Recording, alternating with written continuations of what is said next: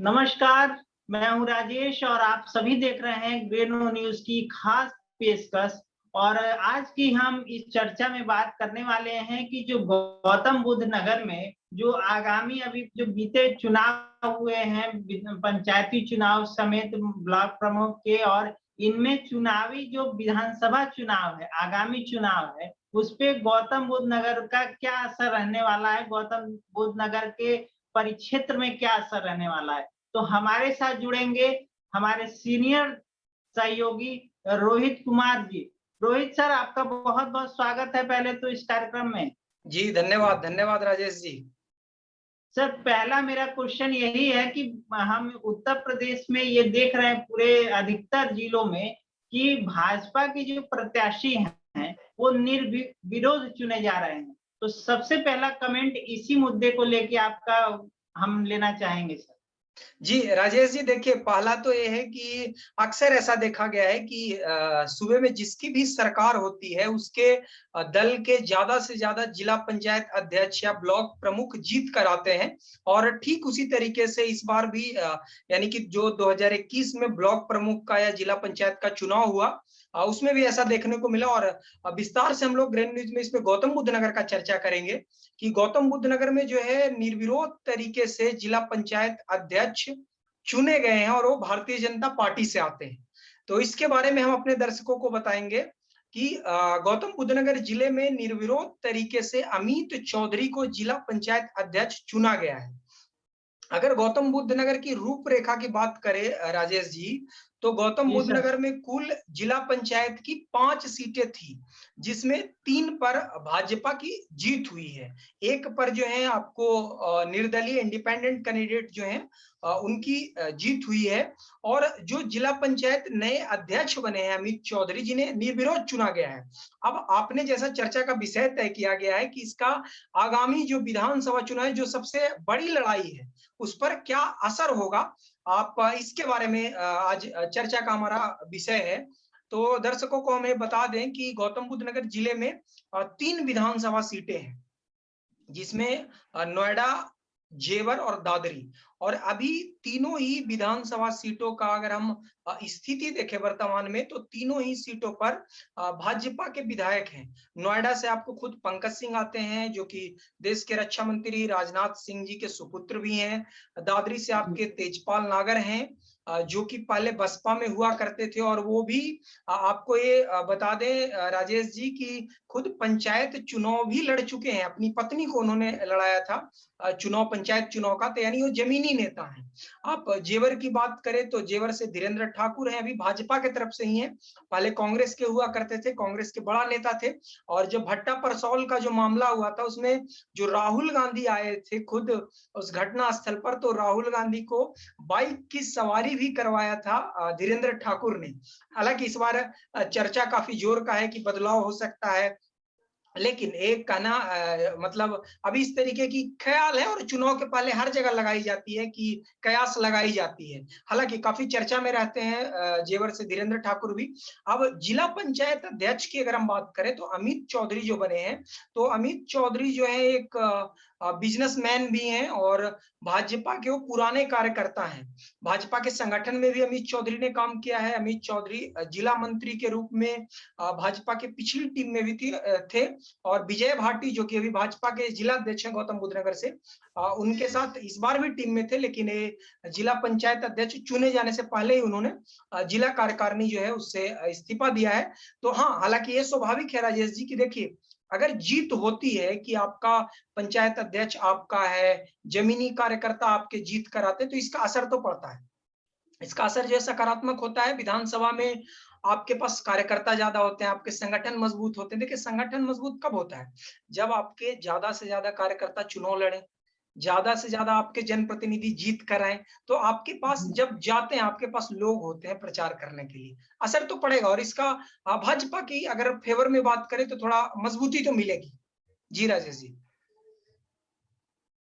आपने बहुत सही कमेंट किया है और विश्लेषण भी आपने बहुत अच्छा किया है। मेरा दूसरा सवाल ये है कि जैसा कि अभी हमने देखा पिछले मीडिया में भी आया और काफी सोशल मीडिया पे भी वायरल हो रही हैं वीडियोस, पिक्चर्स भाजपा के नेता सपा के कार्यकर्ताओं को मार पीट रहे हैं, उधर से भी कुछ ना कुछ गतिविधियां हैं। आने वाले विधानसभाओं में इन जैसी एक्टिविटीज का क्या प्रभाव रहने वाला है और चुनौतियां कहाँ-कहाँ हैं?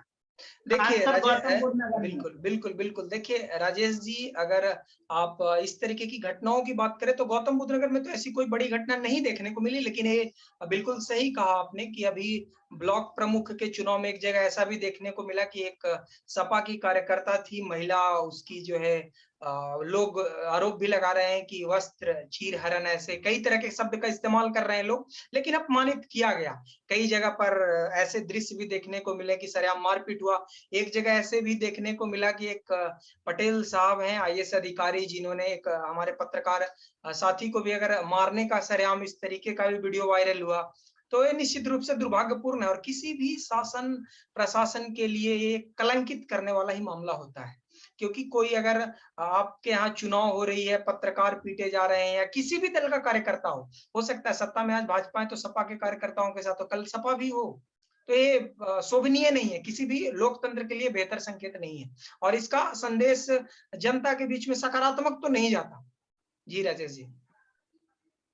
इसमें अभी आज हमारे पास एक वीडियो और फोटोज वायरल हो रही हैं कि जिन दिव्यांशु पटेल जो एसडीओ रहे हैं, उन्होंने उस पत्रकार को जाके मिठाई तक खिलाई है। आपकी इस पे क्या राय है कि आखिर मुद्दा कहाँ, मतलब कि जो बातचीत है वो कहाँ आके मिल गई? जी देखिए राजेश जी, ये अच्छी बात है कि किसी में भी जो है अशांति का माहौल या अगर दूरियां हैं तो ज्यादा समय तक ना रहे, क्योंकि पत्रकार या प्रशासन के लोग या कोई भी लोग अगर आपस में बेहतर कोऑर्डिनेशन नहीं कर पाएंगे तो आप लोगों को सच्ची जानकारी, जो उचित जानकारी है वो साझा नहीं कर पाएंगे आप। तो इसमें अगर दोनों लोगों ने पहल किया, मिठाई खिलाया या एक तरीके से जो है जो भी विवाद थी या जो भी दूरियां थी अगर कम करने का कोशिश किया तो अच्छा संदेश है। और आपने जो दिव्यांशु पटेल के बारे में बात किया, तो जो डीएम साहब हैं, जेएनयू के छात्र भी रहे हैं और अपने जो है इनके कई सारे वीडियो वायरल भी हो रहे हैं कि अपने छात्र जीवन के दौरान इन्होंने इतनी इनकी अपनी विचारधारा थी, वो हर किसी की भी हो सकती है, उस पर कोई कमेंट करने वाली बात नहीं है। तो वो भी कई सारे वायरल हो रहे हैं, तो हो सकता है कुछ भी, लेकिन ये अच्छी बात है। अगर वो इस तरीके से करे तो अच्छी बात है।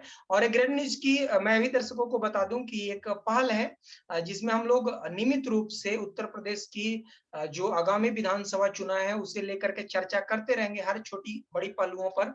गौतम बुद्ध नगर से जुड़ी जितनी भी खबरें होंगी उस पर हम लोग विस्तार से चर्चा करेंगे। उत्तर प्रदेश से जुड़ी हुई अलग अलग जिलों के और विधानसभा की जो भी खबरें होगी उस पर भी हम लोग चर्चा करेंगे।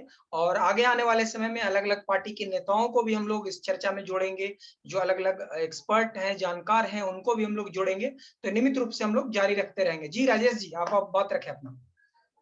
सर, मेरा अगला सवाल आपसे ये रहने वाला है कि जैसे अभी 7 महीनों में आगामी विधानसभा चुनाव है और कल मुख्यमंत्री योगी आदित्यनाथ जी ने एक बिल पास किया है जो कि काफी लोगों में, मतलब जो उनको सपोर्ट नहीं भी करते हैं, तो उन्होंने कहा कि बहुत अच्छा कदम है जनसंख्या नीति जो ड्राफ्ट लाए हैं।